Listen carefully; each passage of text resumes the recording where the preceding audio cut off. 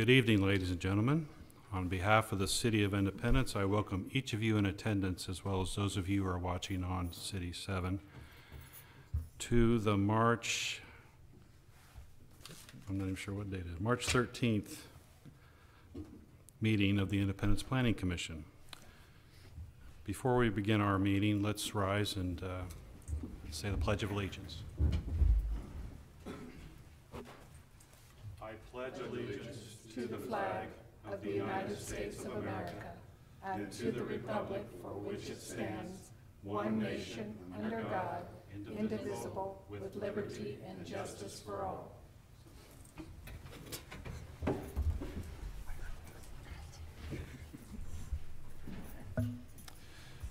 For those of you who are unfamiliar with our meetings, it is the responsibility of this commission to hold public hearings and make recommendations to the Independence City Council on matters related to zoning and land use changes within the city. We also consider and make decisions on plats, special use permits, and other issues, as well as changes in codes and policies that relate to city planning. Our procedure tonight for each case is as follows. First, the applicant will be recognized to speak on behalf of their case, followed by anyone else in attendance that wishes to speak in favor of the matter. Second, those who are in opposition of the matter or who have questions regarding the case will then be recognized to speak. If there was opposition or questions from the public, the applicant will be allowed a rebuttal period to address those concerns or questions. Once the applicant is finished, the chair will declare the public hearing portion of the case closed, and further comments from the public will not be recognized. Then at that point, the commissioners will have the opportunity to discuss the merits of the case with one another, and during this discussion, the commission reserves the right to ask questions of all parties concerned, and then after the discussion is finished, we will make a decision in the case. Because this is the only public hearing of the cases on the agenda tonight, all those who wish to speak will be heard. All comments and questions should be addressed to me, the chair, and not directly to the applicant or to the city staff. The chair also requests that statements be kept brief and on point, and that if statements have already been made by a previous speaker and you wish to also make that point, please just repeat that you also agree on that matter and don't give a rambling statement. Now, to expedite tonight's meeting, the chair asks that everyone who wishes to testify or believes they may testify tonight, please stand now and be sworn in.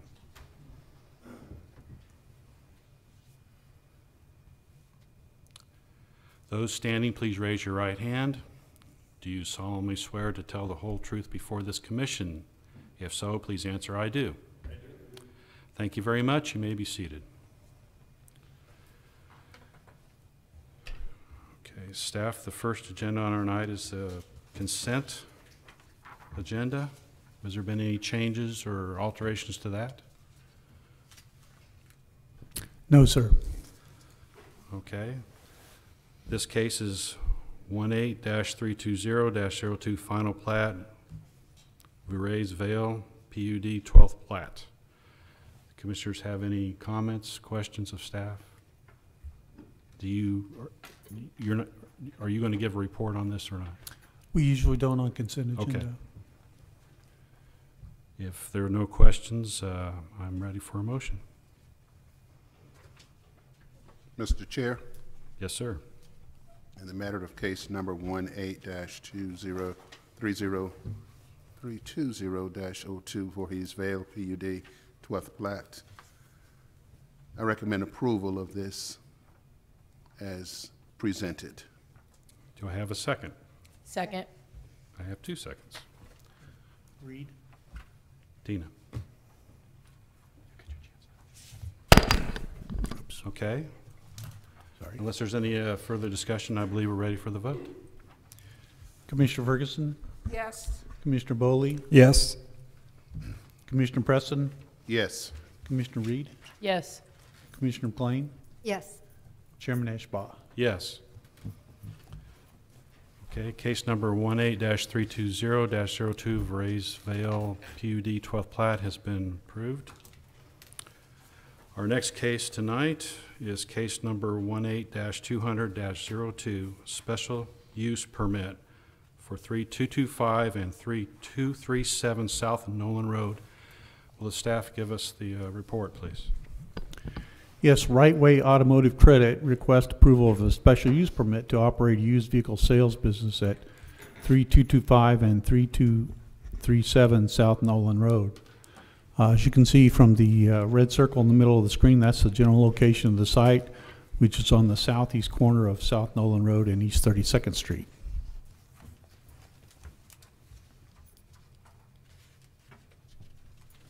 This is the zoning for the area. Again, the subject properties in the circle there. The applicant's property, along with properties to the north, south, and west, are zoned commercial. Properties immediately to the east are zoned R6 single family and are owned by the school district. That's the high school to the south, somewhat southeast, and then other property that's owned by the school district is directly to the east. This is the aerial photo of the site showing the two properties. The big white building there in the middle they're going to be using the part of that building, the southwest corner of that building.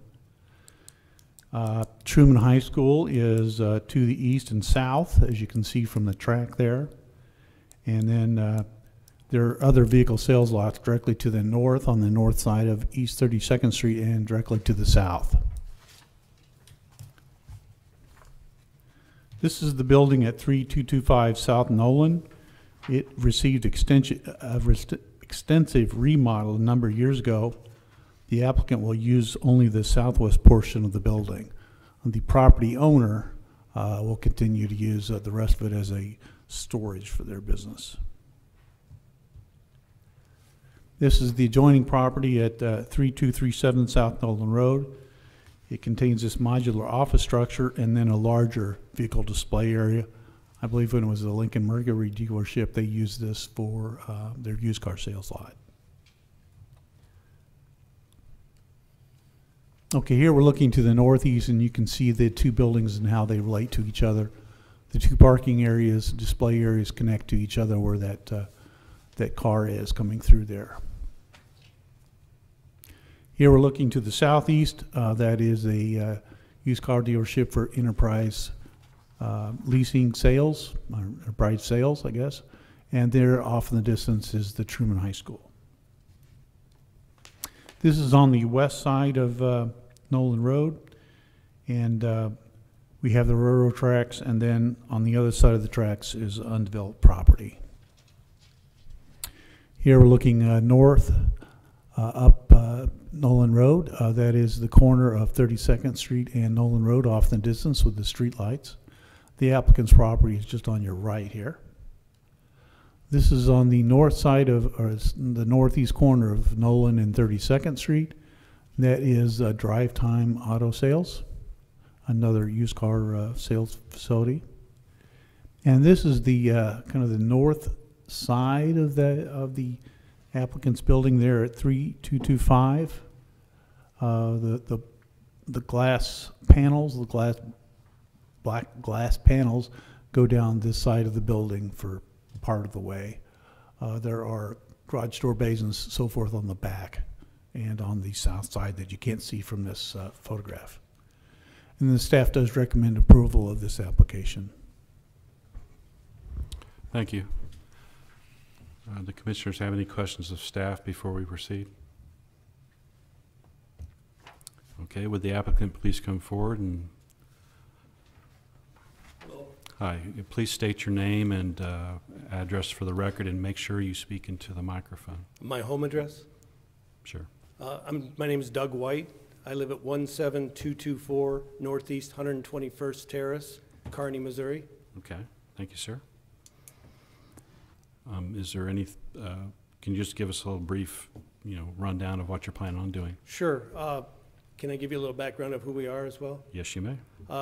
We're Right Way Automotive. We're part of a large dealer group based out of Michigan. We have 28 locations in Michigan, Ohio, Illinois, Indiana, and just recently Georgia. We are part of a large dealer group with 16 or 18 franchise locations and 16 franchises. And each of our locations, the 28 locations for Right Way, employ 5 to 15 employees. And we're strictly used vehicles. And for our customers, we offer financing for every level and every situation, almost every level. So. Okay. And is there any questions of the applicant? Where do you plan on parking the cars?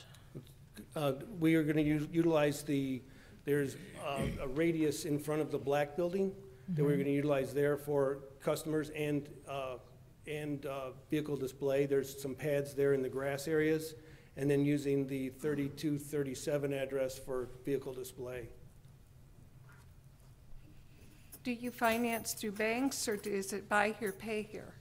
We utilize outside sources for indirect lending with banks from Ally to Americredit, whatever it may be. But we also have our own finance company that we have ability to do financing with. But not a pay here. We don't take payments at our locations.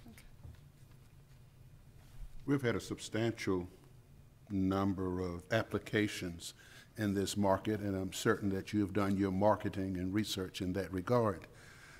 But my concern is to what extent a benefit to the community, and how have you been a benefit to the communities in the 28 national locations? Tell me about it. Well, I believe that we give people an option, because without options, they're stuck with what's there. I think you misunderstand me. Okay. I'm not talking about your customer. Oh. I'm talking about what kind of a corporate citizen do you intend to be in Independence? Great question. We actually have a pay-it-ahead program in our Flint market. I don't know if you're aware of Flint, but I have a location there. We actually brought in 2 Absapure trucks because, if you're aware of their water situation, it's a mess. And we donated 2 water trucks to those people. We do Boys and Girls Club. We've always been a member of that. We do our owner is on the board for Boys and Girls Club. We've always tried to be a good steward to our community. So you intend to engage? Absolutely. Yeah, if you don't give back, our CFO always said, if you ding the bell, you need to give back to the community that helped you do that. Let's see. Okay, any other questions? You don't have any. All right, thank you very much, sir. Thank you. Is there anyone else here who would like to speak in favor of this case? Okay, is there anyone else, is there anyone here who is either opposed or has questions? Okay. Seeing no one trying to gain access to the podium, we'll declare the public portion of this hearing closed and open up for any further additions, comments, motions. I make a motion that case number 18-200-02, special use permit for 3225 and 3237 South Nolan Road be approved. Okay, Tina moves. Do I have a second? Second. I'm going to give it to Cindy.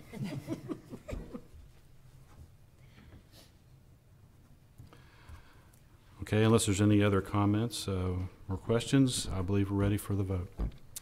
Commissioner Ferguson, Yes. Commissioner Bowley, Yes. Commissioner Preston, Yes. Commissioner Reed, Yes.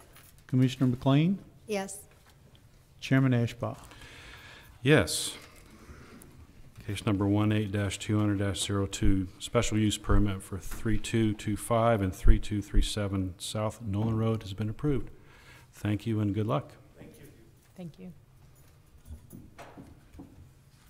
Our next case tonight is case number 18-100-06, rezoning of 20225 East Artie Mize Road. The staff, please give the report.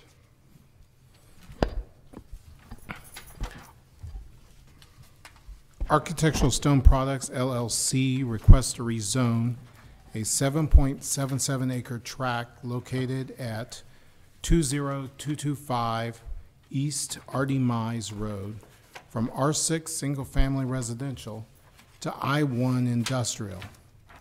Rezoning will enable the company to move from an existing site on the west side of 291 north of Truman Road. It has outgrown its current location. We lost our image, but he's getting it back.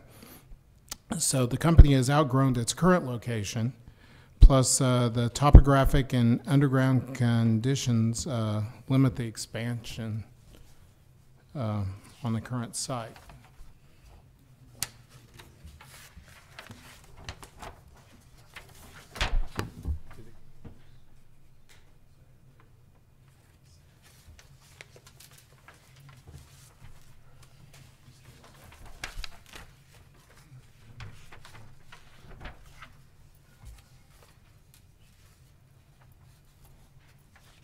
Okay.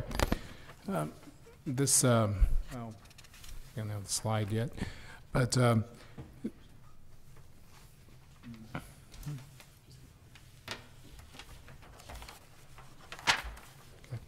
well, the area is zoned R6 all around in all basically 4 cardinal directions.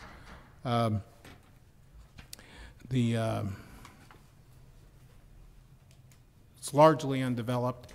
There's some rural residential or a rural residential lot to the east, but otherwise the lots to the north, to the south, and across the road are generally undeveloped. There we go. There we go. We're live. There we go. So here's the zoning. As you can see, it's in an area that's zoned R6, but as I said, as you can see, it's largely undeveloped with the rural residents, at least to the east there.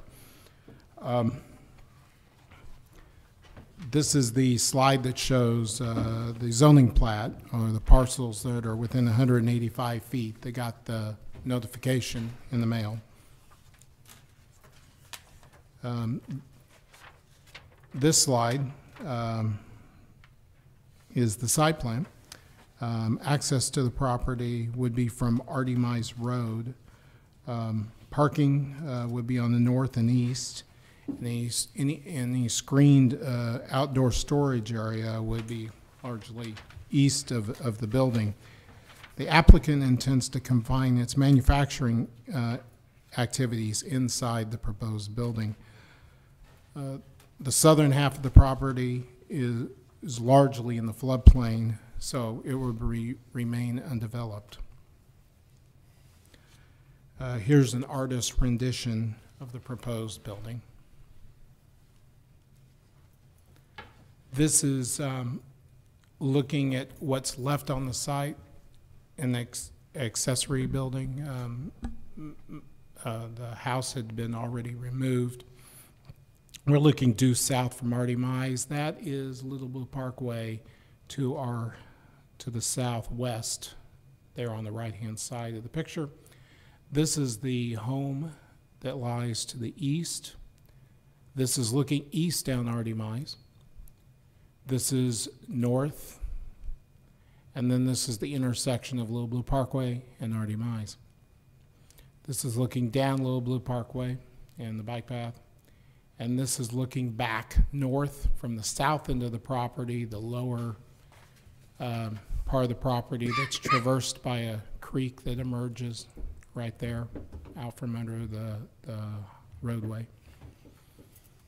And this is another view looking toward the southeast at the existing accessory structure that's still at the site.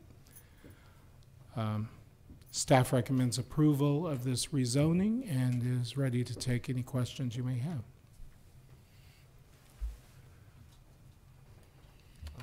Do the commissioners have any questions of staff before we proceed? I might point out on the screen that's an error. It's R6 to I1. Okay. I got R1.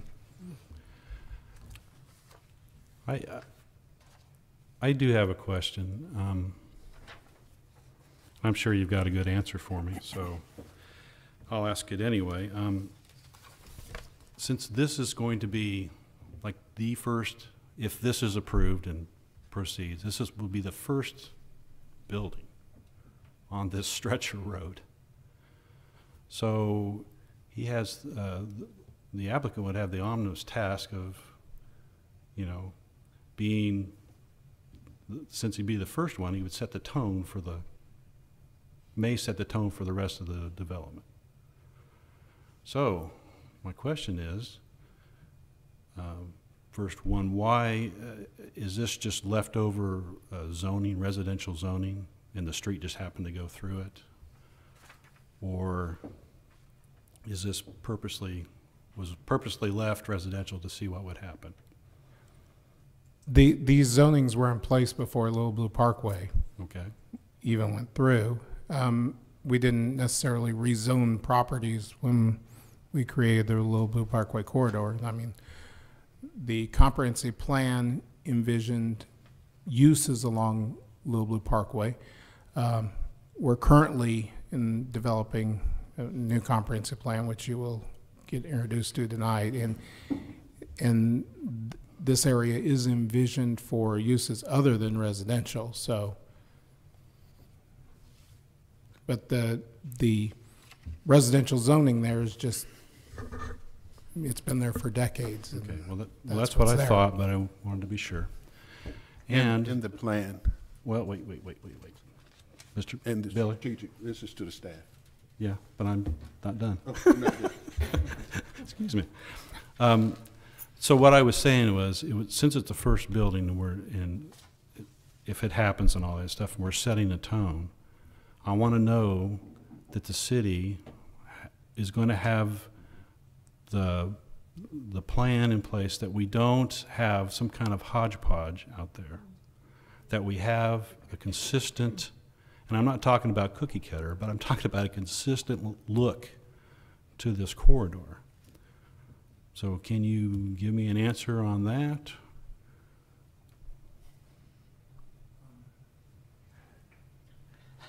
In other words, have you guys talked Charlie about this? could give you, some ideas You on understand? the, I'm sure you on ha- the plans for the new.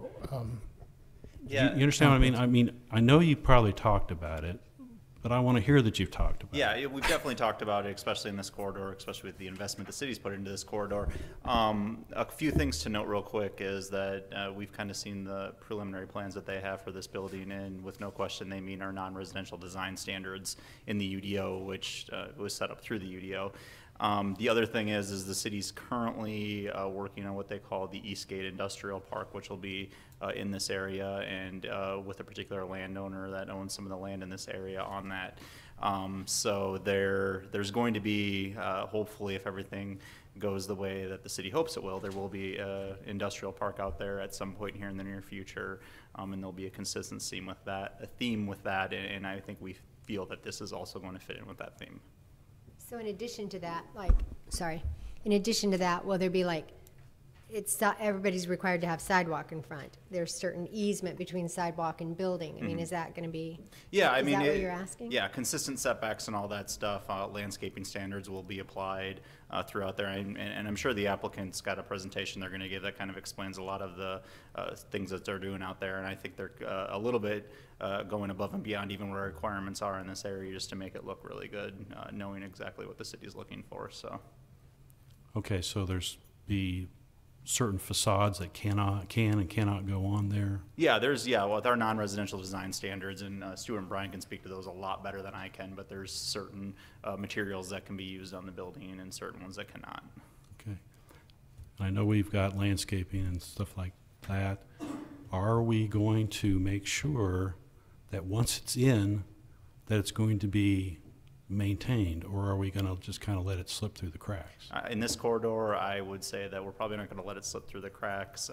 We'll have a better eye on this one, and again, with the investment the city's put into the corridor and with the future business park, there's going to be a lot of interest in this area to make sure that it looks Sure. really good.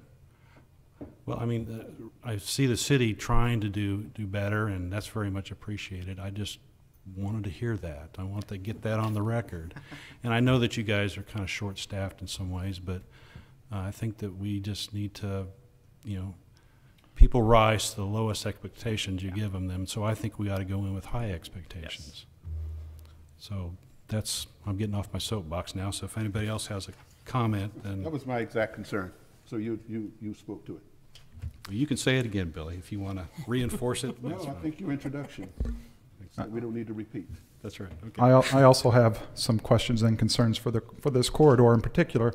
Sure. As you probably know, I'm one of those crazy marathon run people, and I use the Little Blue Trace Trail to train 85% of the time, about 10 months out of the year. And one of the things I enjoy most about it is its remoteness, its lack of traffic.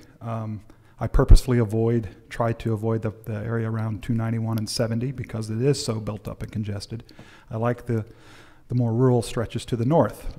One of the pictures, the trail was very obviously evident in that. Is there a plan of screening, of separation, of leaving a large corridor between the trail and businesses? And how much business are we talking in this corridor? I know the trail only comes up to Little Blue Parkway for a little bit at that point, probably less than a mile. Is that entire corridor envisioned as developed? I guess,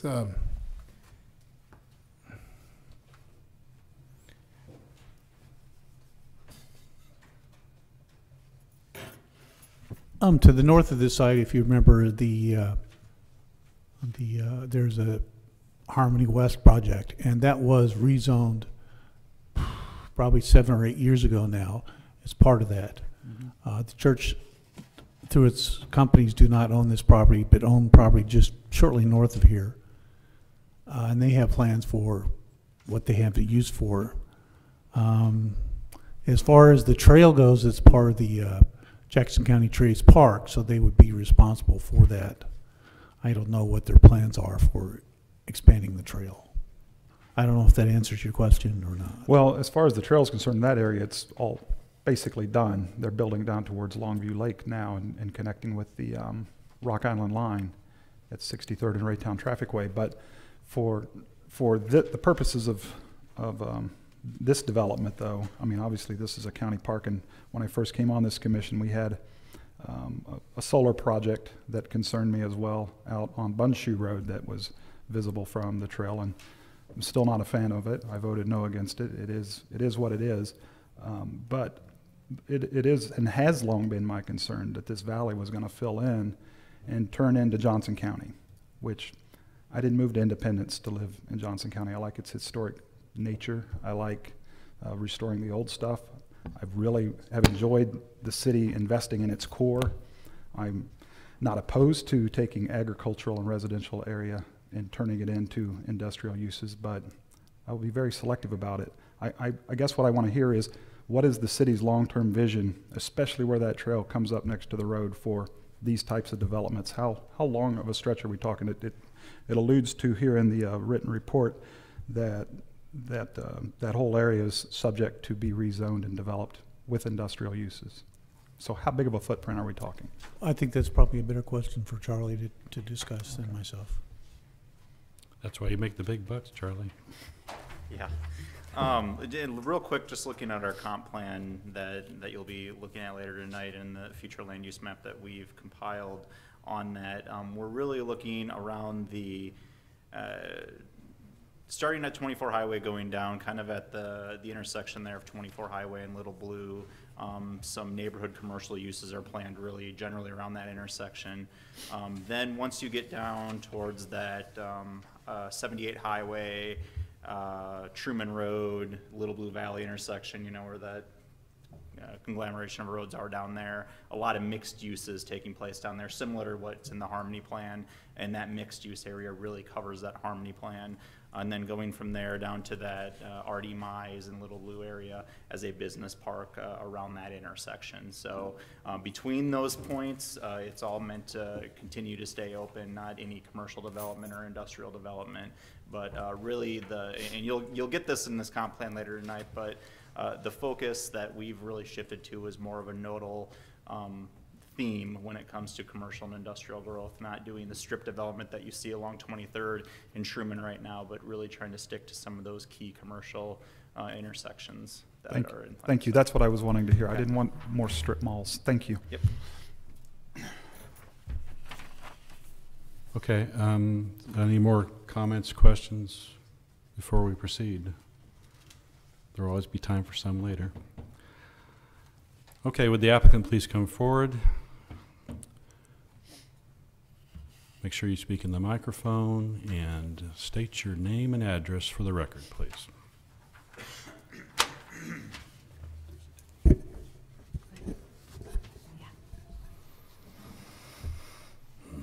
Mr. Chairman, ladies and gentlemen of the commission, I'm Jim Gamble. I'm an architect and I've had a firm in Independence for some decades.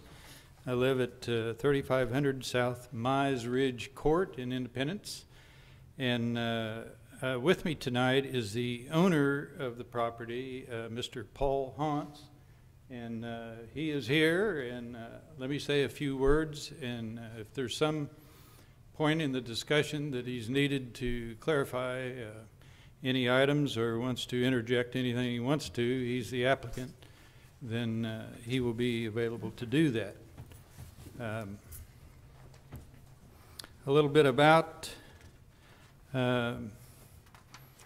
architectural stone products. They've been in Independence for decades. They make a veneer stone, they make brick veneer, they make terracotta castings that for new or for replacement use. In Kansas City, Missouri, there is a host of old buildings in St. Louis and every other major town in this country and outside of this country, and these terracotta facades are deteriorating. Most of them were built some 60, 80, 100 years ago, and they have been in a process of revitalizing those in central city areas. And because of that, this company has flourished, and they are seeking to expand and have purchased this piece of property. And they do excellent work. If you need a gargoyle somewhere, or you need a dragon breathing down from above or something, they can fix you right up and replace the old one that you have and is not functioning. Their new plant, they have, not only is the business flourishing, but there is new technology. There is new, rather involved and expensive equipment, and production methods have improved, and so they are looking for a larger and space than what they have, and have been very aware of the prominence of this particular location. The chairman brought up a matter of what about the zoning? The zoning is residential now. How could it be that? If you look on your agenda, the next agenda item, I think, has to do with a review of the comprehensive plan and rezoning, and perhaps that applies to this general area here. For Mr. Travis Boley, maybe I have bad news. I think the Little Blue Valley for years has been the great hope of Independence to expand and to make this a thriving, future, well-developed, organized community. There has been an enormous roadway put through, sewer and sewer system and water systems and drainage systems, all poised to advance the development of Independence. I think the county and others have still made this Little Blue Trace a feature for the whole area and as a thread of trails and bike trails and running trails and other things through this particular area. But, and some of this is undevelopable because of the floodplain. In fact, half of this property is undevelopable because it is in a floodplain of one kind or another. And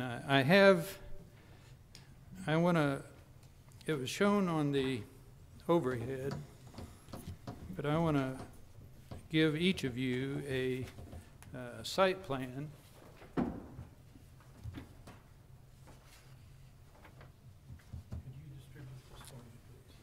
Yes. Keep one of them.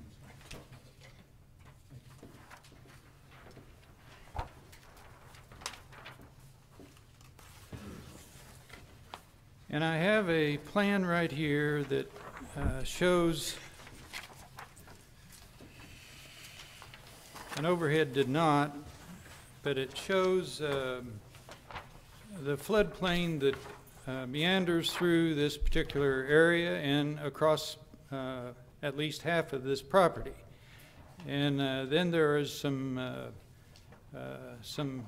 buffer zones and floodways and buffer zones to these floodways that also go through the property. Chairman only has one of these. Well, sure.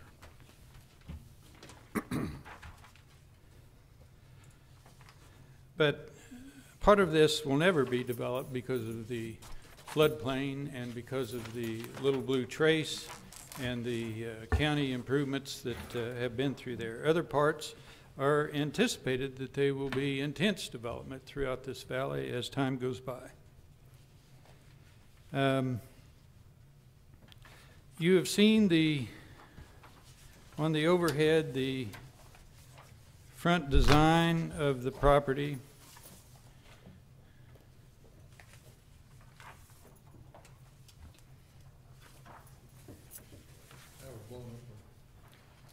And Mr. Hans has the original that shows a blow up of this elevation for a manufacturing plant. This is a high appearance for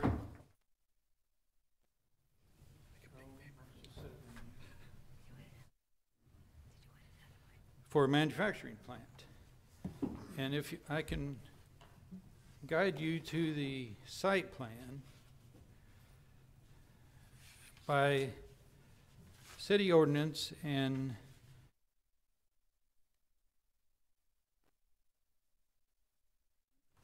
there is another approximately 50 feet or more to the paving that is in Little Blue Parkway right-of-way. If you will look at the front of the property on Artie Mize, there is an abundance of low landscaping and a setback of the building from Artie Mize. And then there's a monument sign, and for future intersection improvements, there is a truncated portion of what would normally be a rectangular part there for the building.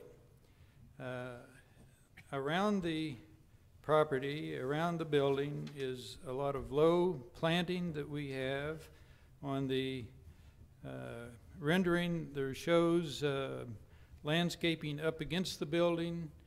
The site plan shows street trees. It shows those landscaping.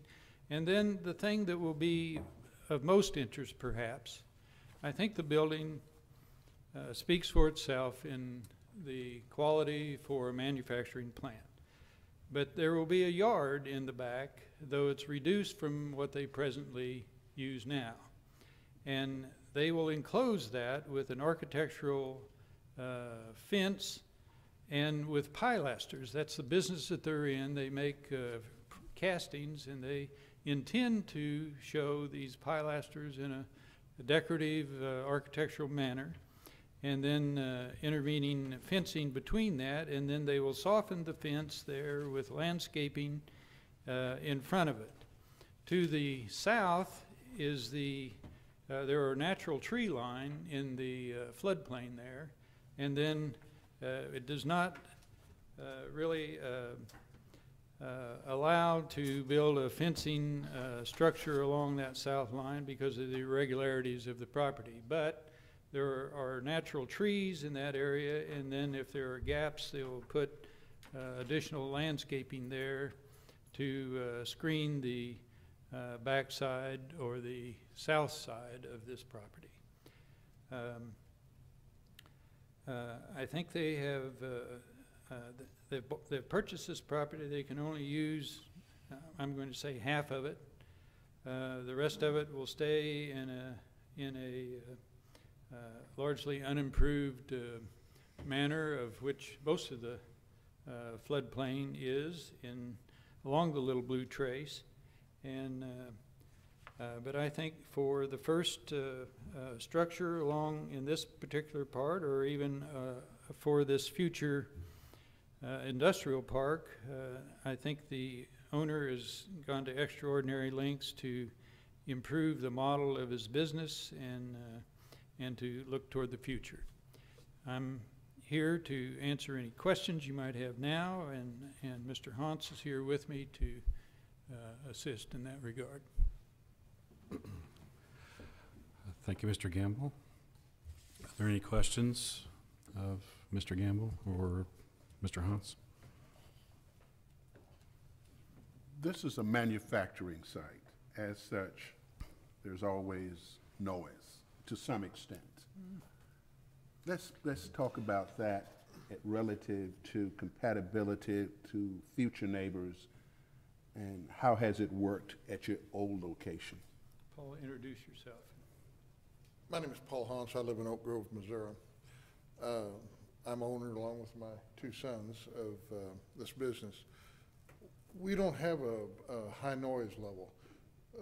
If you've heard a concrete mixer running, that's about it. We just, we don't generate excessive noise of any kind. Our people work there with no headphones. We don't have, earphones. We just don't have noise. No noise on the outside. All the manufacturing would be inside. So noise, I don't believe would be a problem at all. In the whole building, the presentation is, what kind of exterior is that, Jim? I'd say it's stucco. Stucco. It's a stucco. Stucco and stone. We manufacture cast stone veneer. We have a line of that, so it'll be stone veneer on the bottom part of it, a wainscot, and then stucco on the top.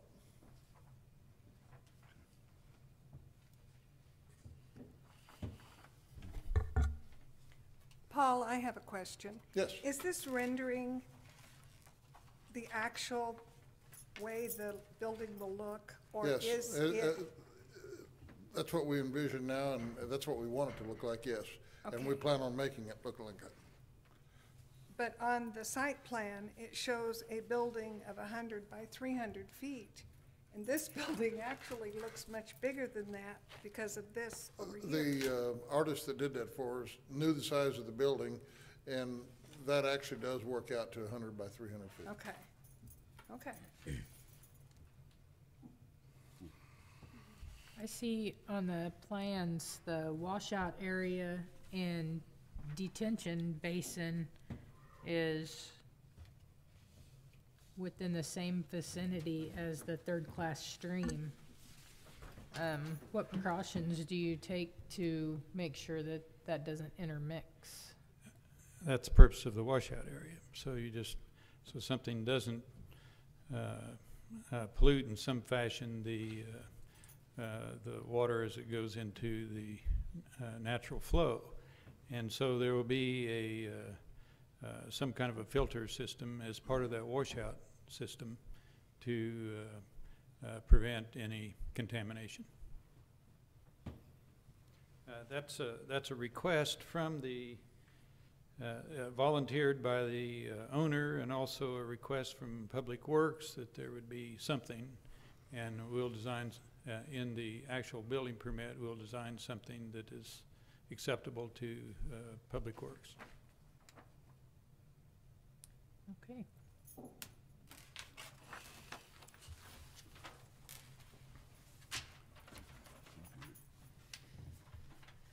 Any other questions? Okay, thank you very much. Thank you. Thank you. Sure. Is there anyone else here who would like to speak in favor of this? Make sure you speak in the microphone. Give us your name and address, please. My name is David Flick. My address is 24820 Miller Road, Harrisonville, Missouri. I own a company called Swallowtail. I own the LLC that owns the property all through this floodplain, 100-some acres. Prior to tonight, I have not met the applicant or his architect. I've done no business with the applicant that's there. I'll share with you a little bit about our ground. For those of you who are from Independence, I know this area very well. In 1965, I chased a load of cattle that got loose through this area, but I owned the property that historically is known as the Stevenson Farm and everything. Now, scientifically, professionally, I am an engineer and a scientist. I am involved in the preservation of sensitive ecological areas and sensitive historical areas. On my property, which is adjacent to this, is where civilizations from 1,500 to 2,500 years ago were established, and it is preserved. This piece of property is the confluence of Cracker Neck, one of the main tributaries here in Independence, where it forms confluence with the Little Blue River.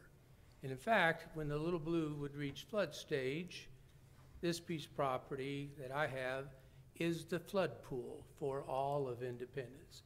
It is designed to go underwater and everything. So through this area is the floodway, which is different than a floodplain, but more importantly, on this piece of property today, it represents likely the most critically sensitive ecological area that we have in Independence, Missouri. We have on this property 5 species of endangered terrestrial animals and about 140 species of native plants.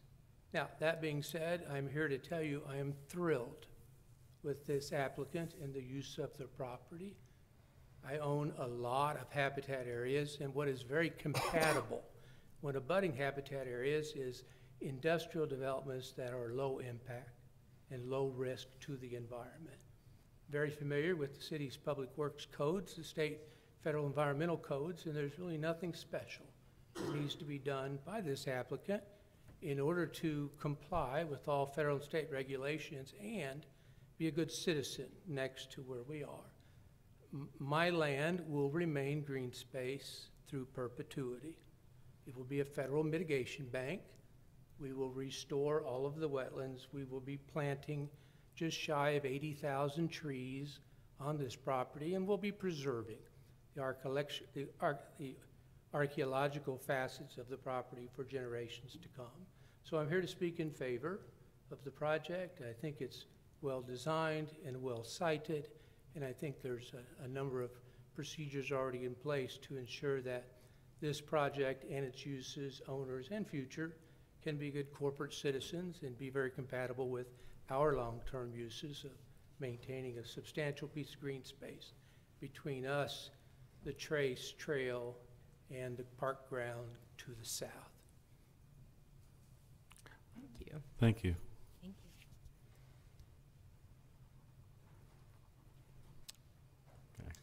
Good evening, my name's Randall Pratt. I'm here in my capacity as the president of Beyond the Horizon LLC, which is the landowner to the north. So Mr. Flick is to the south, I'm to the north, so we have a neighborhood party, I suppose. I'd like to speak in favor of this project because I think it fits very well with the future of the Little Blue Valley generally, and specifically this portion of Independence As we've already mentioned, the Eastgate Business Park is a topic of quite a bit of conversation in the city. In fact, just last night in this chamber, there was a study session of the City Council as they began to understand the benefits and challenges of this project, but it's been a project, as observed last night, that has been, for about 4 years, a priority of the city government. I think that this project will be good for the momentum of the Little Blue Valley in terms of the type of development patterns that we would like to see. I've had good conversations with both Jim and Paul on the telephone about this project. I like Jim's work architecturally. I think it'll be an attractive building. And if there is one concern that I would like to raise, it's that we're being very careful for the Eastgate Business Park project to manage or prevent outdoor storage that's not screened.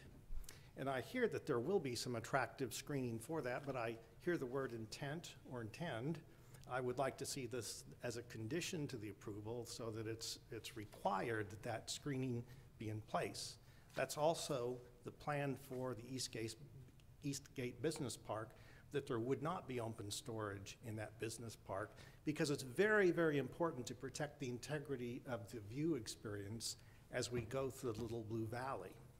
To say it another way, this intersection of Artie Mize Road and the Little Blue Parkway, in the consideration of many people, I should say, it's not universal, many people say this is the gateway to the Little Blue Valley at that intersection. Some might argue it's really 39th Street and the Little Blue Parkway, but there won't be much development, if any, in that stretch between 39th Street and Artie Mize Road because of the bridges that go over the railroads and the streams. Mr. Flick's wetlands mitigation bank that will preserve it as open space, et cetera. And there's some other low-lying ground for various reasons. And so the first arrival experience with development very much will be at this intersection. And so I can say, as the owner to the ground to the north of this project, we're being very careful about what is that arrival experience. It's a very high-profile location, which is why I'm sure this applicant's interested in this space. So I certainly welcome your attention to detail about what is the visual quality, what is the tone that's set for all the Little Blue Valley. These are excellent questions. How we shape the zoning, of course, is essential to that. We're selecting business park zoning for the Eastgate Business Park, which is different from industrial zoning. I'm not sure of the reason why industrial zoning was selected for this project and not business park zoning. There may be an excellent reason for that, but in your roles as the Planning Commission to ensure quality development, I would encourage you to use all the tools that you have to protect the investment already made by the city in this area. But I do firmly stand in support of this development. I encourage it. I think it's the right direction for this part of the city, and I'm glad that we have this opportunity. Thank you. Thank you. Is there anyone else here that'd like to speak in favor of this case? Is there anyone here who has questions or is opposed to this? Okay. We're going to close the public portion of this hearing. Are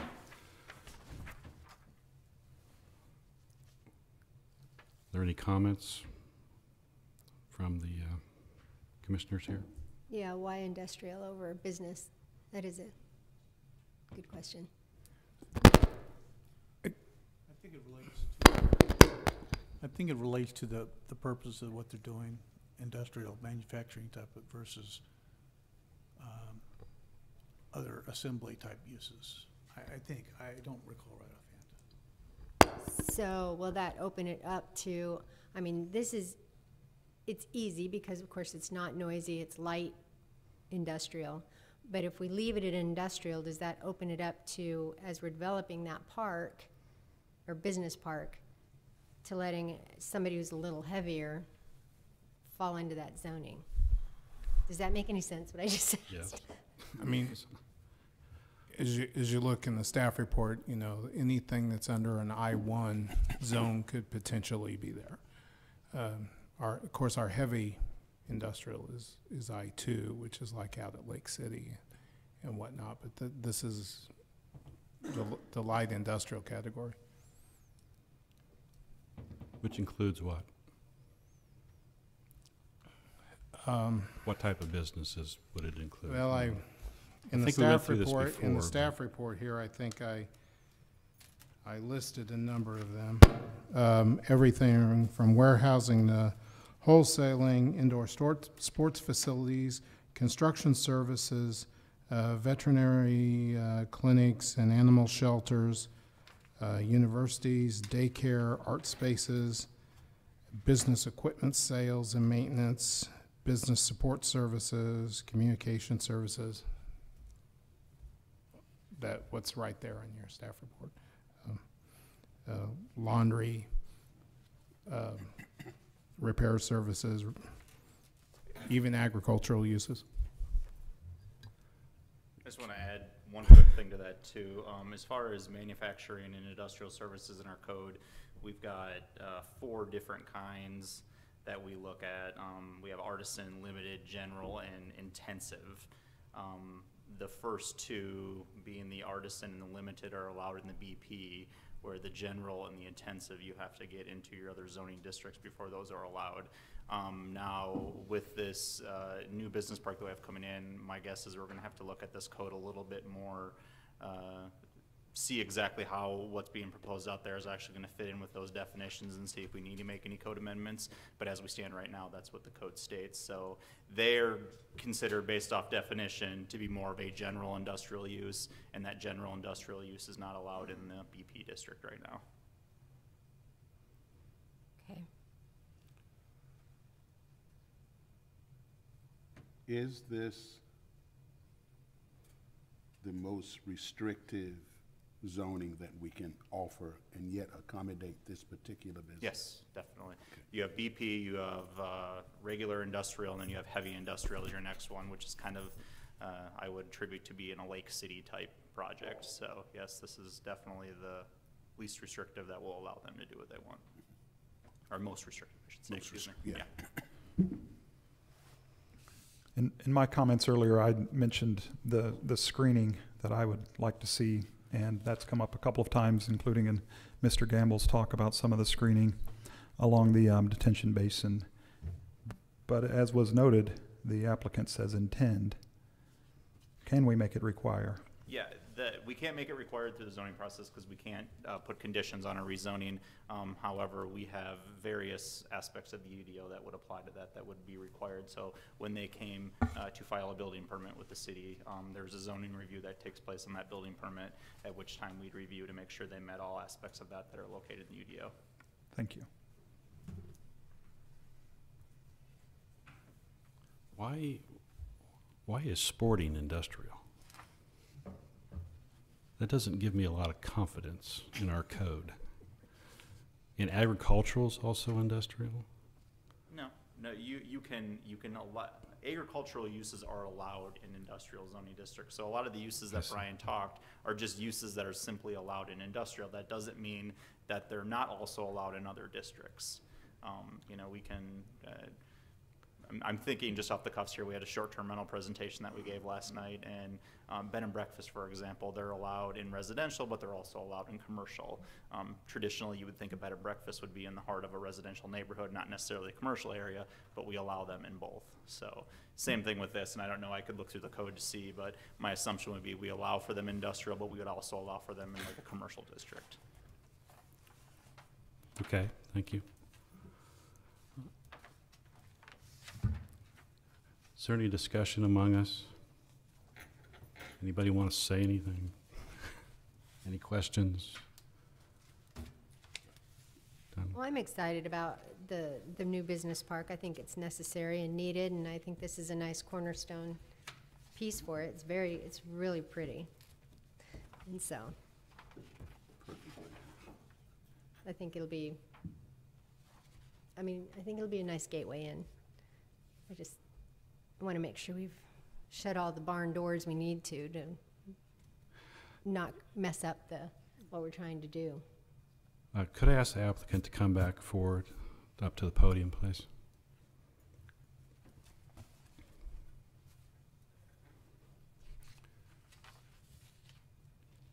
Thanks, Jim. Is there a pressing timeline on this? Well, I think so. They purchased the property, and they have the next step would be, there'd be the 2 readings at the council level, and then there would be the zoning. And then there would be the permit process. And I think the staff just reinforced the intent of the drawings that we have already submitted at this zoning hearing, to implement those as a requirement for the permit. So the applicant is intending to actually start on this process as soon as possible? I think that's their intent, yes, sir. Okay. Okay. Thank you very much. Yes, sir.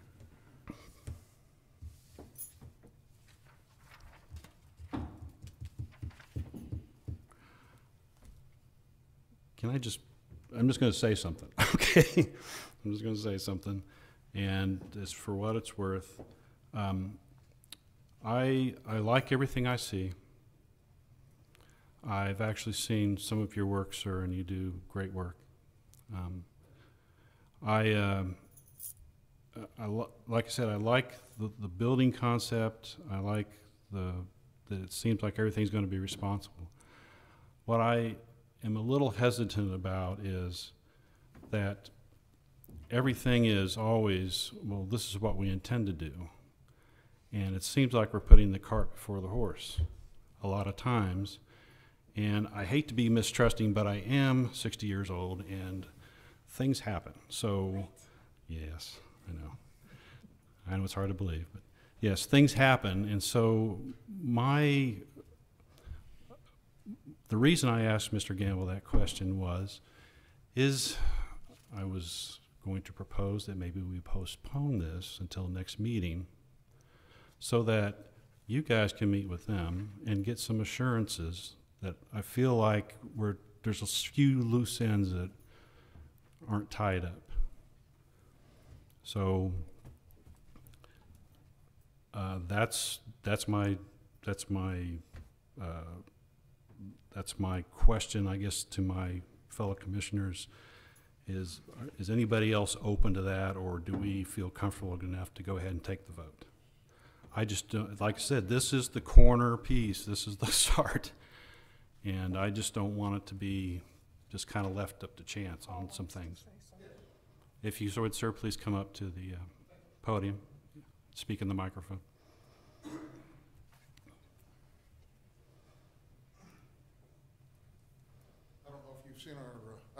I don't know if you've seen our present location or not. Yes, I have. Pardon me? Yes, I have. Okay, we're not proud of it. We inherited that when we bought the business 15 years ago. We don't want it to look like that, and I can understand your reservations about it. That's why we're going from 6,500 foot to 30,000 foot. Everything needs to be moved inside. I know what looks like junk out there is actually historic parts off of historic buildings. We don't want them outside. We have no room. In addition, our ground is caving in. They've closed that side of the property. That's why there's an urgency to this. Well, and actually, you can't really see much from the street when you're driving by your building. That's and I'm fortunate, but we see it every day when we drive in. And I'm not real concerned about what you're going to do. I think that you have all good intentions.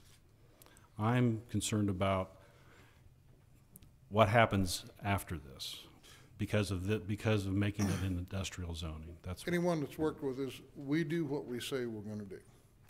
That building is what we want to build. Right. We will put a screen up there. We don't want a junky place. We're going more towards retail, and we want an attractive area, attractive building. And that's much appreciated. But like I said, I'm not worried about you. I'm worried about other folks that might come in.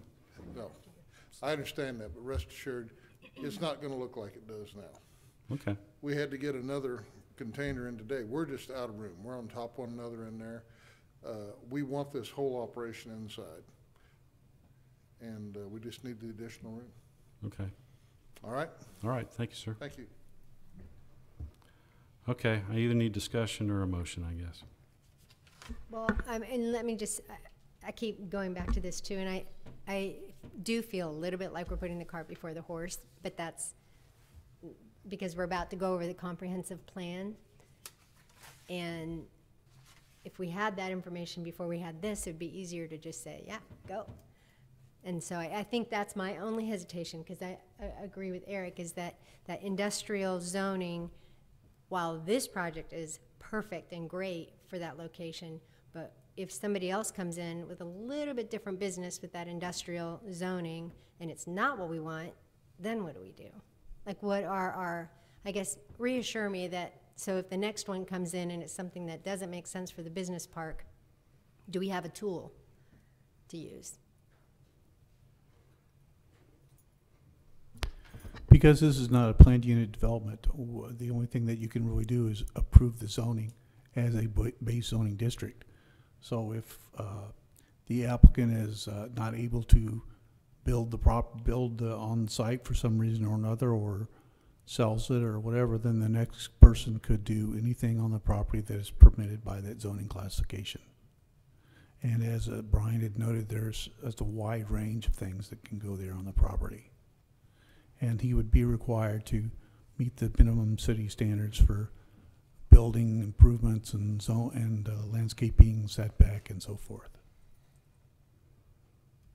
I don't know if that answers your question, but Yeah. as we know that happened in the late, 10 years ago, we had various projects that did not make it through the recession or depression, whatever it was 10 years ago, and things came out differently. So there's no guarantee with any sort of land development. Thanks for your reassurance, Stuart. Charlie, could you come forward, please? And thanks for your honesty.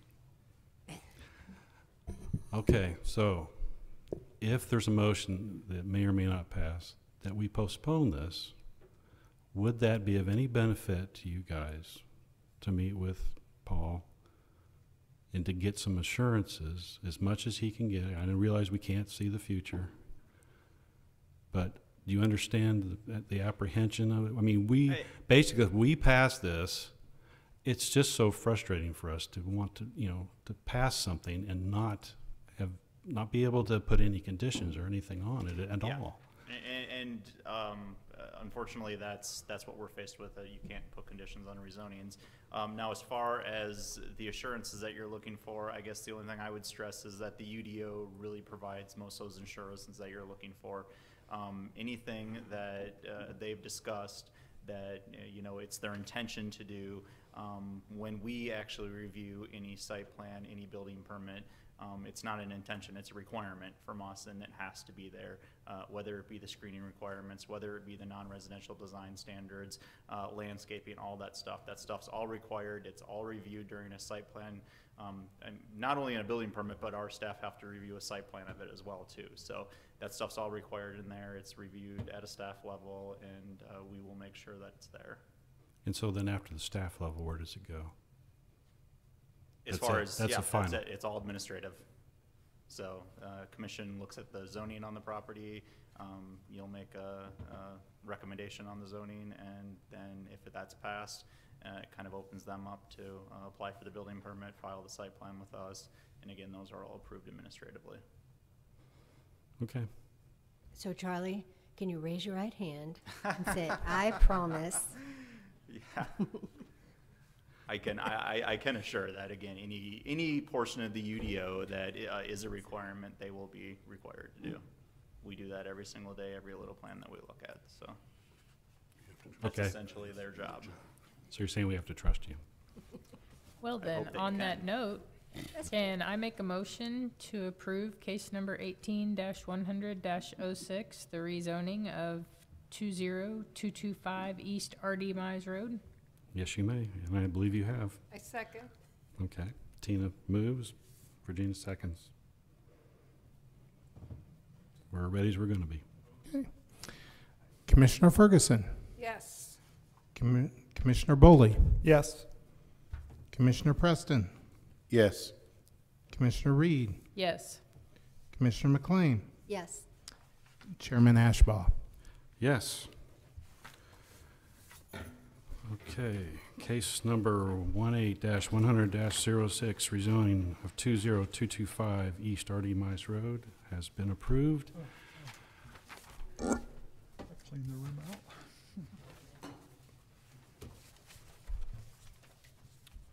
Jim, do you want these extra pictures? Okay.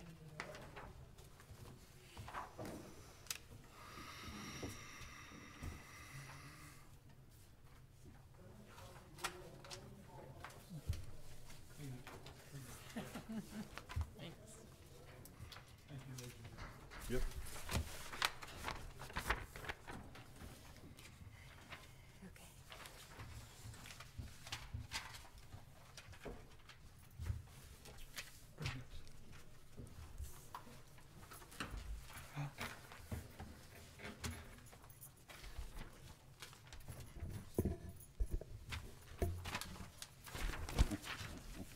Okay. Okay, we're ready for our next agenda item, Imagine Independence 2014. Okay, yeah, a few things to start out with this. I believe, gosh, it seems like it was probably about 3 or 4 weeks ago that I sent you a draft copy of the plan that we had at that point for you to start reviewing. And again, the plan that was then included in your packets this evening, there's a few differences on there, nothing that really is worth pointing out. Some change in the pictures, some change in text here and there, some grammatical errors that were corrected, but a majority of the stuff that was in that plan that you received 4 weeks ago is still intact today. As we move forward with this, we are tonight looking for a recommendation from the commission to take to council. We are tentatively scheduled to have a study session, essentially what we'll be presenting to you tonight to our council 2 weeks from today, well, essentially 2 weeks from today, but Monday, March 26th, I believe is the date. Don't hold me to that. I think it's the 26th. And then later on at their next meeting on April 2nd, if everything goes to plan, the council will be looking at this to approve. So with that, we got a short presentation that, I should say short presentation. We have a presentation we're going to give kind of a summary of the process we use, some of the key elements to the plan, quickly go over the land use section. I know that will definitely be important to the commission. Answer any questions you have. We'll have to have a public hearing on this item as well. And then from there, again, look to the commission for a recommendation. So some quick introductions. First, let me introduce Sheila Shockey and Lauren Garrett. They're with Shockey Consulting. They've been a key part of us crafting this plan. I've been involved in it now for, gosh, it seems about a year at this time. So they'll give a few bits of this presentation after I start. We also have 2 members of our steering committee here tonight as well, Pat Campbell and Heather Wiley, and hopefully at some point they'll get up during the public hearing and kind of discuss some of their points to this plan and what they've been involved in as well. So let me get into it. First of all, as I mentioned, our steering committee was involved in this from the start. They've, had about 11 meetings to date.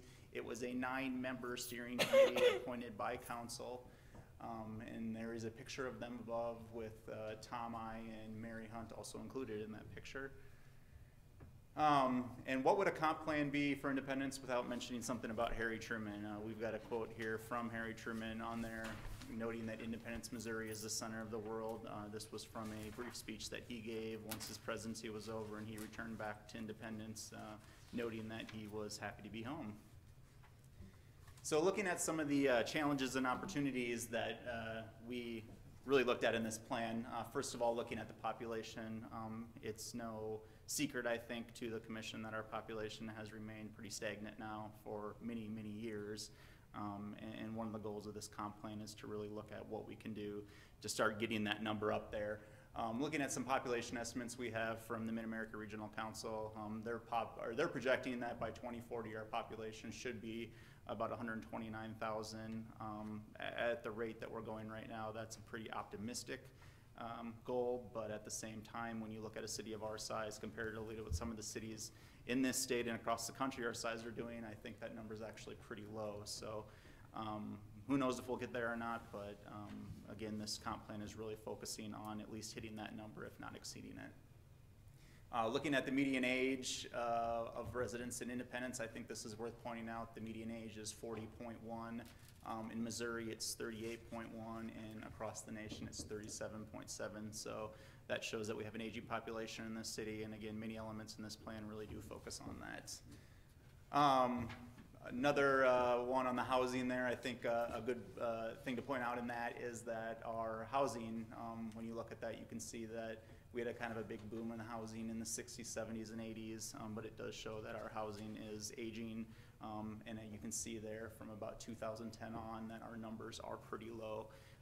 Independence has slowly started to rebound from the housing recession that we had in 2008, but again, there's room for improvement there, and the plan's focusing on that. So our vision, this is taken from the strategic plan that council put together 2 years ago, but we feel that it definitely applies to the comp plan, and you'll see this vision statement mentioned a few times in it. But I will read it. It is our quality neighborhood, our 21st century jobs, growing economy, safe, family-friendly community, and cultural diversity makes Independence, Missouri a nationally recognized city with a unique history and sense of place. So getting into the public engagement, and I'm not sure how much we've already touched upon this with the commission, but I'm just going to go over quick what we did for public engagement. This really took place last summer into last fall. We had what was called Meeting in a Box. That was something that we were able to give out to community groups and so forth, where they can meet, kind of have a discussion about what they wanted to see, and then give the results back to us. We had about 30 participants in that. We had signage at various locations in the city. We had about 4,000 impressions and 98 Facebook Live participants on social media during our public forum, and we had 7 different community events. Again, we had a public meeting where we had 100+ attendees. I don't think we could have fit another person in that room if we tried that night. It was a great turnout. Steering committee, I mentioned, had 11 meetings. We had a project website devoted to this. Last we looked at that, we had over 700 visitors on that website.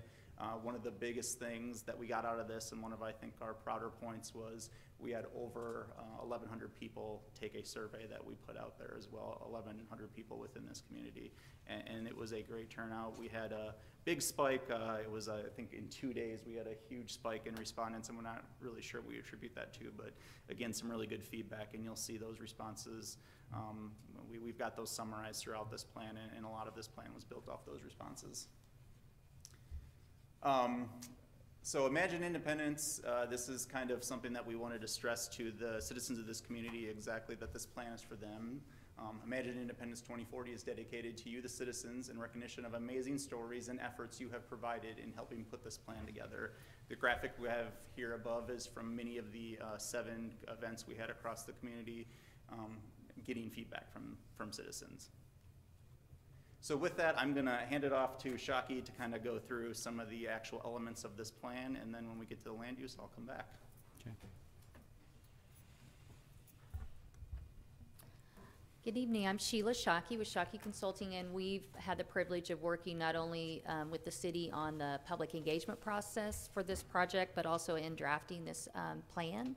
And prior to that, we worked with the city on the strategic plan with the city council. So our goal on this was to try to figure out how do we align all of the good ideas, the goals, the objectives, and all of the things that the community wants together into a document. And what we tried to do here, this graphic's trying to show you that the strategic plan had the vision statement, the goals, some strategies, and some performance measures that are indicated on the city's website. But also the community really bought into the ideas and the concepts that were presented in that vision statement and the goals of the city council. And it kind of emerged in both processes 3 themes, and so we organized this plan to reinforce those 3 themes. And the first one was connected, then welcoming, and distinctive. And then the plan is also broken into 4 topic areas that were chosen at the beginning of the process. And those included community identity, business and jobs, neighborhoods and housing, and facilities. And so the plan is organized around those different themes. And I think Lauren's going to go through exactly what those themes are. Good evening, Mr. Chair and members of the commission. My name's Lauren. As Sheila mentioned, hold on, I'm too tall for this. The themes that came up were also in the city council sessions that we had, and then also from public engagement. So we heard similar things. And so the first theme is connected. This is both physically and socially. So physically meaning walkability. The city is connected, and trails.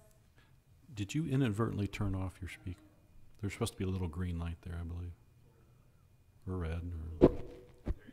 We're back. Okay. Did you hear me? Yeah, Okay. we heard you. We just want to make sure everybody on TV here Okay. hears you. So the city is connected, physically and socially. Sidewalks are connected, trails are connected, and they're getting you to activity centers. So you can go to a grocery store, you can go to your job, and you're connected to a community center. So not just a trail to nowhere. They're connecting the city, both sides of the city, and visitors and residents can get around the city better. And socially, people are connected to each other, and you're building that community, and everyone knows each other, and they bond that way. Then the next theme is welcoming, and so this means welcoming corridors. That came up a lot in the city council sessions, and it seemed to come up a little bit earlier today, like welcoming facades of buildings. Just people want to be here, and that's visitors, and that's helps attracting families as well, but people visit and like it and want to come back again. So it's important that your corridors are welcoming, as well as your neighborhoods. And that's also welcoming people of different backgrounds, people of different abilities. We spoke a lot with people who, regardless of your age, want to be able to get around the city with different ability levels. So that can be transportation as well. Then last, one of the themes was distinctive. And so Independence is like nowhere else. It's unique, and it has its own culture and history. And so how do you recognize that, and how do you celebrate it? And so that came up, I want to say, the most in public engagement. People love the Truman legacy, and they want to see that in 2040. Celebrating at community events and festivals, and as well as sporting events. Now I'll pass it back to Sheila. I'm a little shorter. So we're going to go through the 4 topic areas. And the first one, as Lauren said, probably was the one that people talked about the most, which was community identity. And so you'll notice in the plan draft, the first page of each of the topic areas has a vision statement that kind of takes basically the overall vision for the community, and it breaks it out about what's the vision specifically about this particular topic, which was community identity.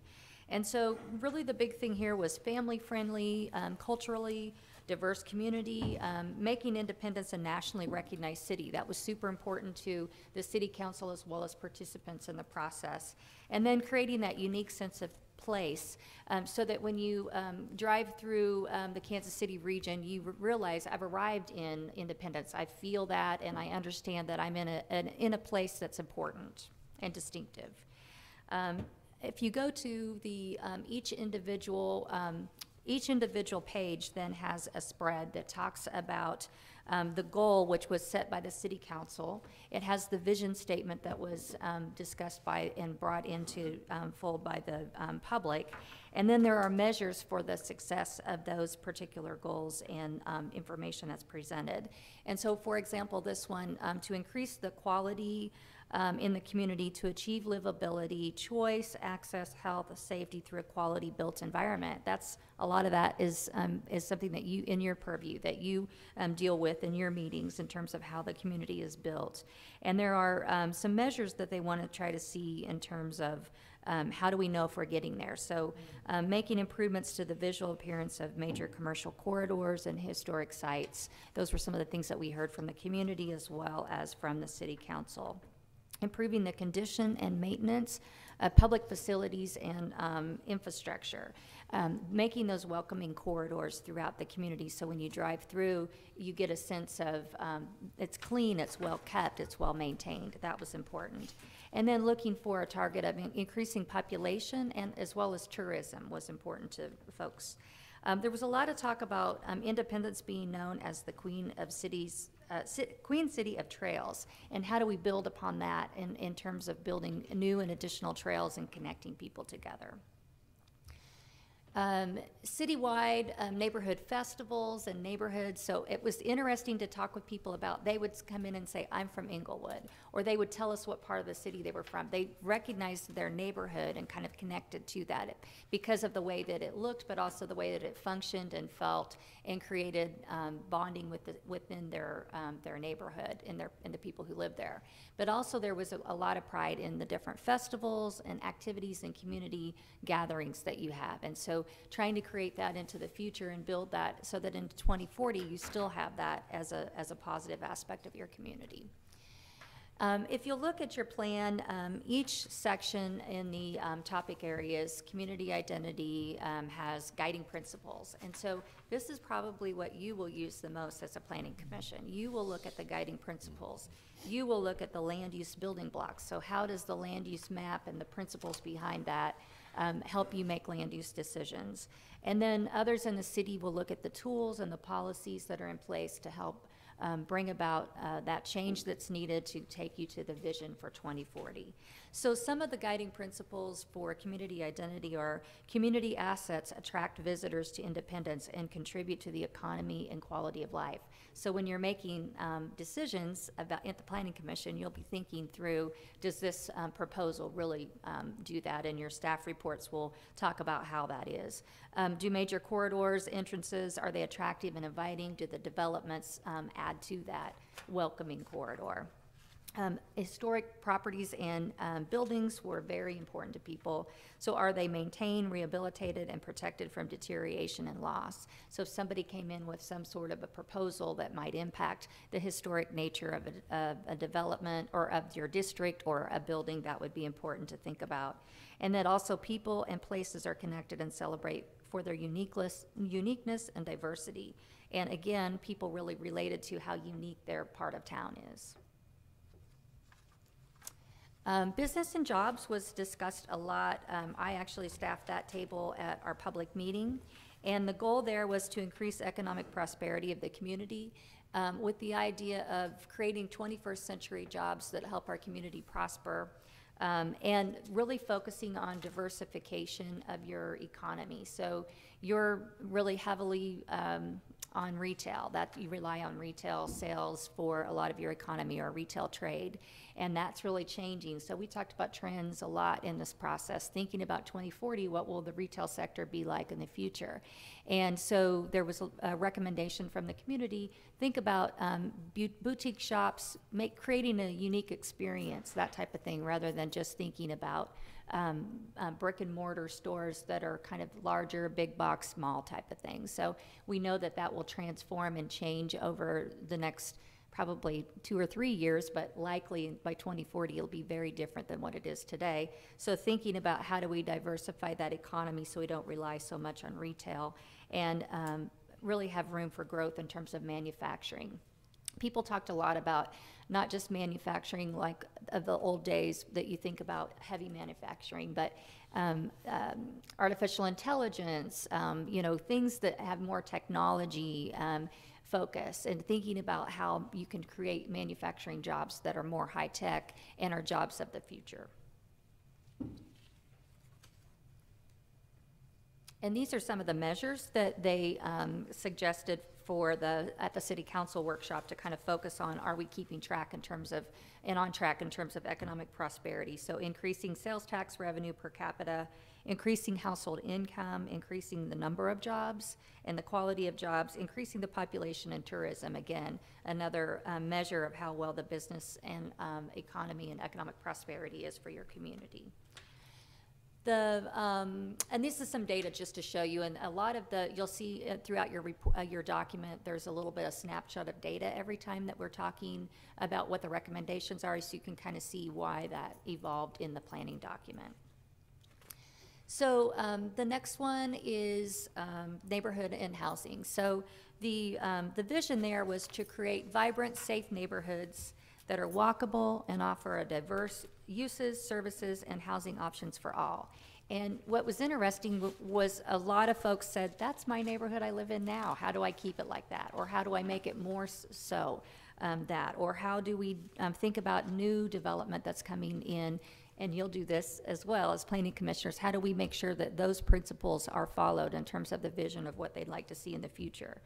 And some of the measures for success are listed here: improving housing conditions, increasing the median value of owner-occupied housing units, and improving housing affordability. Just kind of understanding that you are a pretty affordable place to live now, and how do we keep it that way in terms of attracting people to come here in the future.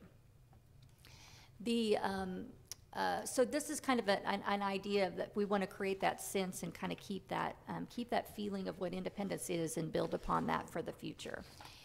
And the guiding principles that, again, you will follow as planning commissioners and that staff will use would be to provide a diversity of housing options in all neighborhoods. And so having each neighborhood kind of have all one type of housing, it makes maybe more sense to think about parts of town might have different styles and different types of housing so that it attracts a variety of different occupants. Improving and maintaining the housing stock that you have in established neighborhoods, maintaining and improving the safety of all housing, preserving the integrity of existing neighborhoods and the historic nature of older homes. There was a lot of, people even brought into the public meetings, hey, these are great historic homes, we want to keep these, we want to see how we can kind of create this kind of vibe in the future and make that a positive experience for visitors as well as folks who live here.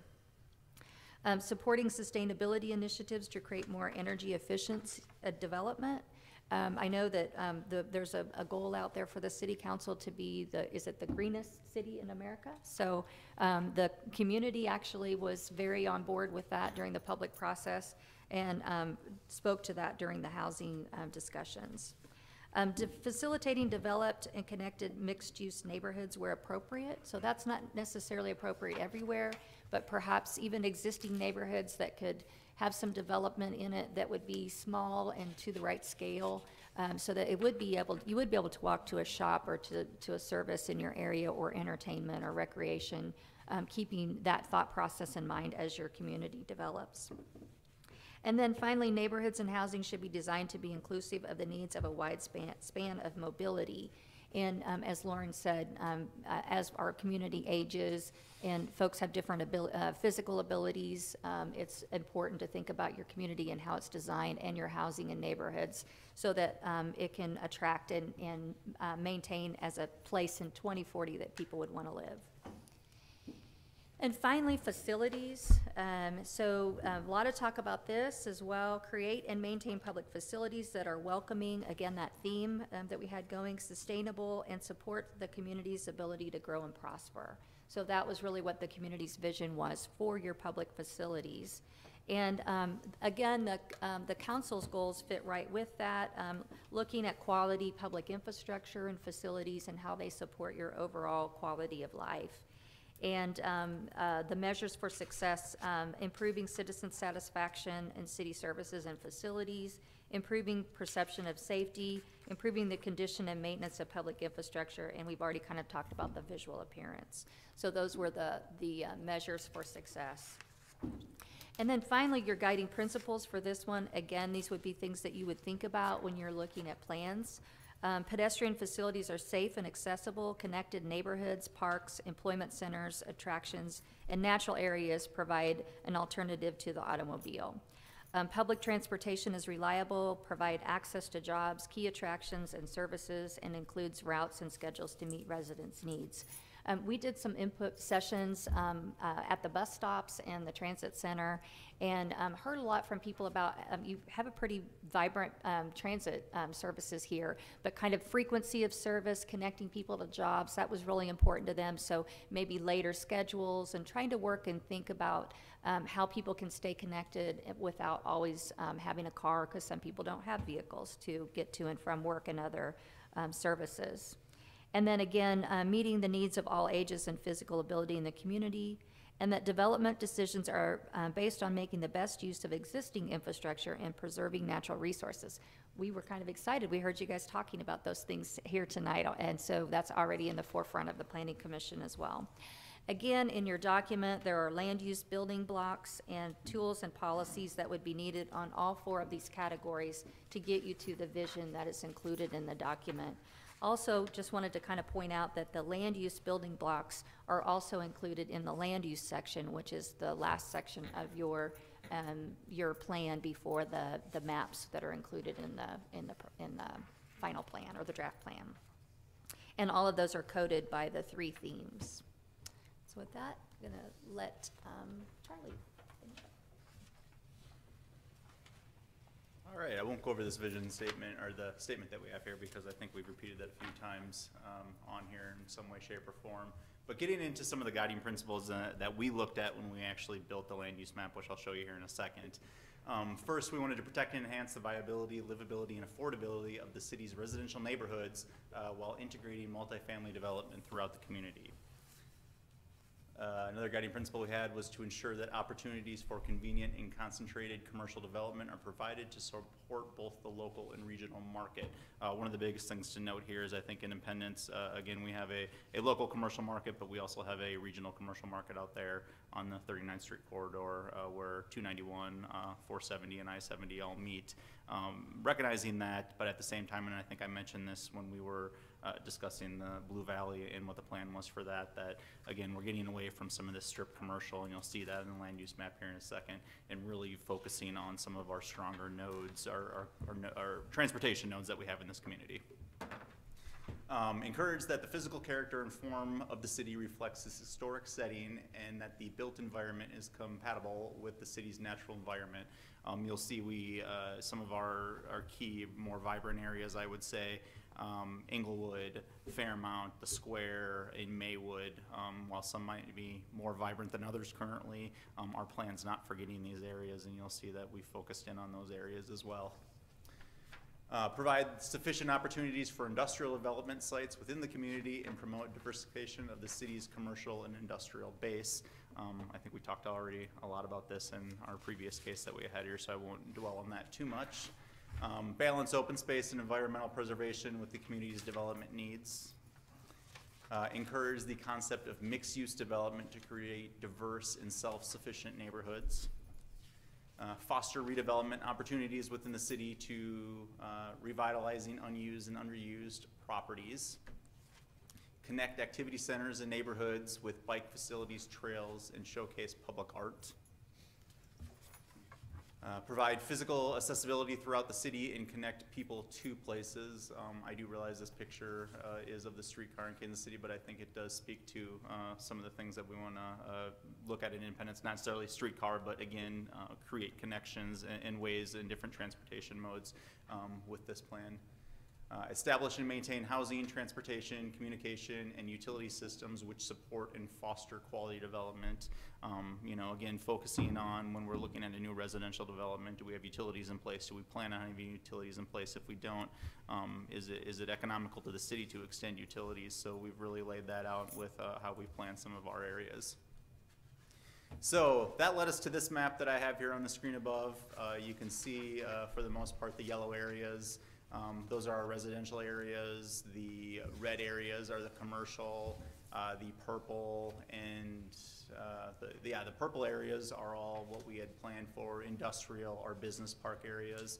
Noting that the darker purple where Lake City is, that's really the only straight industrial area we have in the city. Those lighter purple colors, those are all business park areas, similar to what the Eastgate development envisions and kind of what we discussed tonight. So we're not planning or hoping for any high scale or high intensity industrial. Our thought on that is that we don't want to necessarily disallow it. We don't want to put that, our planning areas for that right now, but if we were to get a proposal at some point in the future, another thing to note to the commission is that this will always be a living document, so we can look at comp plan amendments if there's something that would fit somewhere in the future. And then those brown areas are all what we consider mixed-use areas. And now if you look again where Fairmount, Maywood, Inglewood, and the square is, you'll see that we call those our residential urban neighborhoods. A little bit different than our normal residential. We're trying to get, again, a higher density, or recognizing that there's a higher density in those areas. And then you'll see some mixed use along some of the business corridors in those areas as well.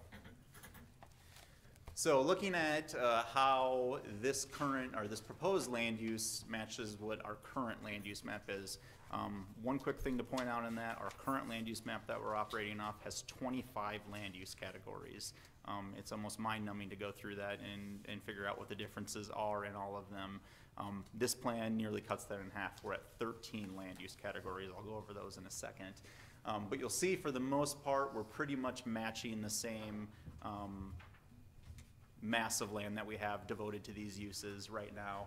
A little bit more residential in this plan, and quite a bit more industrial. We've more than doubled our industrial land allotted to this.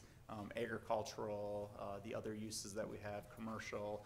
Commercial decreased a little bit, but we did again cut back on all those commercial corridors. The other use that we have in there, one thing to point out with that is previously we had a lot of what we called natural resource areas that were built into this plan. The new plan doesn't have them because at the staff level we recognize that we have a stream buffer ordinance, we have floodplain development regulations in this city that really serve as that natural resource protection, so we didn't feel that it was necessary to devote an entire land use category to that. However, I'll show you here in a little bit some that we do have. For our residential uses, we have our just general neighborhoods. That was that main yellow area that you saw in there. The urban neighborhoods, those are the more higher density areas that you see around the square, Inglewood, Maywood, Fairmount. And then mixed use, and that's again meant to be a mix of residential and commercial. Looking at our commercial uses, we have neighborhood commercial. Now this is kind of more of a corner store that's meant to be towards just a neighborhood. We have the community commercial, which is more of a Hy-Vee type use, Walmart type use, thing like that. And then that regional commercial, which is Independence Center, Costco, Sam's, where we're meant to pull from different communities into Independence. We have an office land use category. I think that's self-explanatory. Again, our industrial uses, I think I kind of outlined this already, but we have business park, which is what our main planned areas are, and then industrial, which really covers right now Lake City. And then our other uses, we have civic and public, that's mainly city-owned properties. We have community interaction and tourism. Those are some of our historic properties. The church up here on the square, other areas like that. Golf courses are also included in that. Parks, the Little Blue Valley Trace Trail is included in that, and then some of the parks that we have within the city. And then agricultural, that's mainly devoted to the northeast corner of the city, kind of north of Lake City there, where again the city has annexed that area, but we don't really think that by 2040 we'll be growing residentially into that area. So we put that agricultural layer on it to kind of save it for future development once we do fully build out on what we anticipate in the valley. So with that, that's a summary of everything we have here, and myself, Sheila, and Lauren would be happy to answer any questions that you might have on this. Charlie, you showed the picture of the streetcar in Kansas City, and I know you said that isn't really a plan, at least in the immediate future. Is there a plan, however, distantly in the future to expand Raleigh? You know, with the Rock Island line, it's viewed as a multi-use corridor. We obviously have a spur that goes to Truman and 291 right through the square and on down to the main trunk. Are those sorts of things being considered for future use? Yes, and I think even in the plan we did actually mention a few times about connecting with that Rock Island corridor. The city's got some internal plans as well currently. Parks is working on a trails plan. I'm sure you're aware of that. Mm-hmm. But the plan does focus on trying to make a connection to that Rock Island corridor whatever way we can. I know we've kind of talked internally at the city level a few times, and just knowing that trail connection there is going to really come up at the stadiums out there, and just knowing that, you know, if we can somehow create that connection there, whether it's a roadside trail or whatever it may be. But yeah, the plan definitely mentions that. Well, I know of two opportunities where it will already intersect. Obviously, when the Little Blue Trace continues on down, it will intersect Nolan 350 area, and then of course the 3-trail corridor at 63rd and Raytown Trafficway. So there'll be at least two intersections of two major trails that are on the plans here. And one thing to add to this too, and you just kind of made me think of this, you know, the city's got a lot of different plans on the books right now, and that's mentioned throughout this plan. You know, the Fairmount plan, the Inglewood plan, the Square plan, Little Blue Valley plan.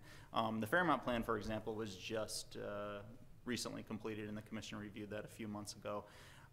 One of the aspects of that plan was to create, there's an old rail bed that really goes from about the Sterling Truman area into Fairmount, and trying to find a way that the city can use that old rail bed as a trail corridor in there. So the reason I point that out is because this plan doesn't put those plans in the garbage. We're still going to look at those plans, still recognize those plans, and still try to implement the pieces of those plans.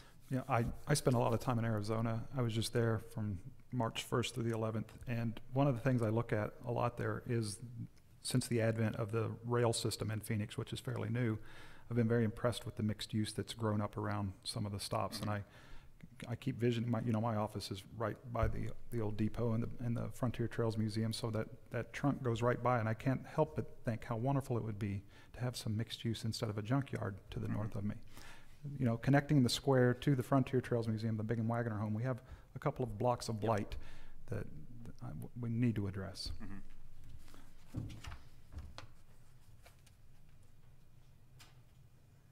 Well, don't jump in all at once. If we've left you speechless, that's a good thing, right? They just Well, let it's me very hog thorough. Hog it all.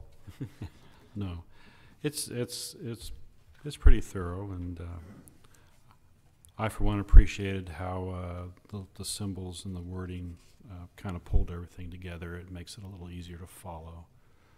So, thank you.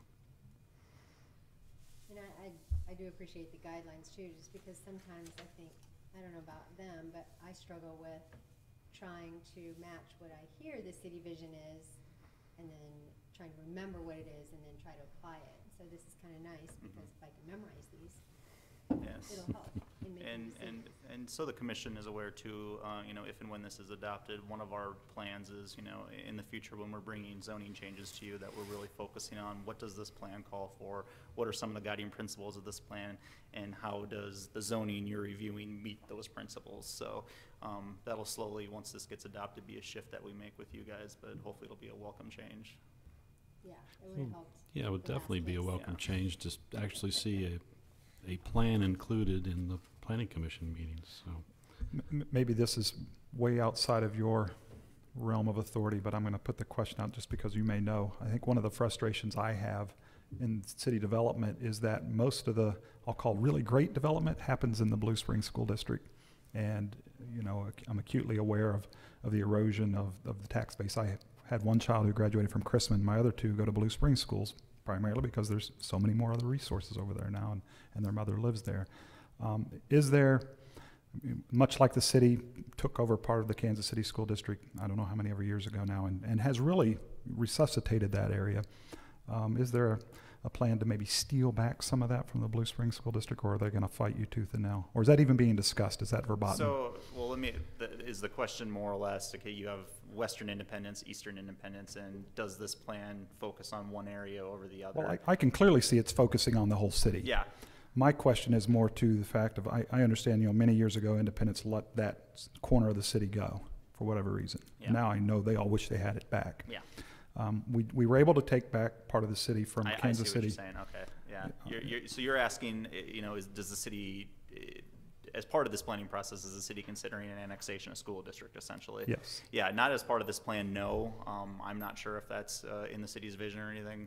I think that would be an effort, if anything, that would be led partially by the school district, maybe in cooperation with the city. I wasn't here when the last one happened, so I'm not exactly sure how that process went, but no, we have not mentioned that in the plan at all. That was not really part of any of our discussions either. But yeah, I do understand what you're saying, and I do kind of see the importance to that. So The business park helps our tax base, doesn't it? the That business park, and, you know, bringing that to fruition, that helps with our taxes. Yeah, and you have to forgive me, I'm not exactly sure 100% how the taxes come into play. It helps the city's tax base, but when you're talking school districts, obviously that Little Blue Valley is all within the Blue Springs School District, so that does not benefit the independent school district. Right. So, but the way taxes are levied, obviously, there's taxing jurisdictions all over the place that pull from that pot of money. It just depends on who the taxing jurisdictions are, so.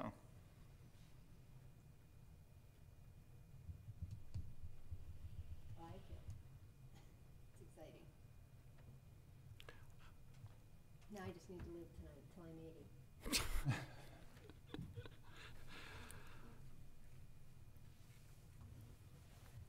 So you would like us to actually vote on this, right? Well, that, and first you'll have to have a public hearing as the commission too, so.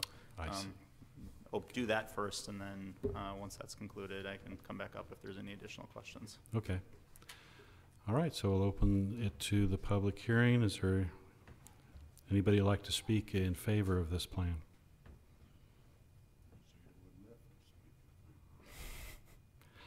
Okay, is there anyone here that's against this plan or has questions?